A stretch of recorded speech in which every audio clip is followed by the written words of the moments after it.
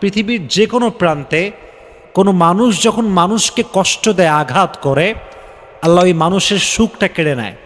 কারণ মানুষকে অসুখী করে কষ্ট দিয়ে পৃথিবীর কোনো মানুষ কখনো সুখী হতে পারে নাই, ঠিক এরা বলেন?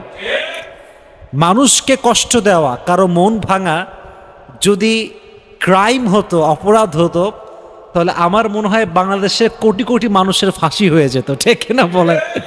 এটা বড় একটা অন্যায়, বাট এটা কোনো রাষ্ট্রীয় আইন নাই, কোনো সামাজিক কোনো আইন নাই, এটা আমাদের সমাজে এরকম। তো স্বামী যখন হাজব্যান্ড যখন তার স্ত্রীকে কষ্ট দেয়, তার প্রথম যেই আযাবটা তাকে ফেস করতে হয়, সে তার সুখ কোথাও খুঁজে পায় না। এর কারণ মাথায় কি রাখবেন কারণটা? এর কারণ সবচেয়ে বড় কারণটা হচ্ছে মাজলুমের দোয়া আল্লাহ কখনো ফিরিয়ে দেয় না। মাজলুমের বদদোয়া করার জন্য, আমি বারবার বলি, বদদোয়ার জন্য আমাকে হাত তুলে দোয়া করতে হবে না যে আল্লাহ অমুককে ধ্বংস করে দাও, অমুকের সেই করে দাও, শেষ করে দাও। No, it's not like that.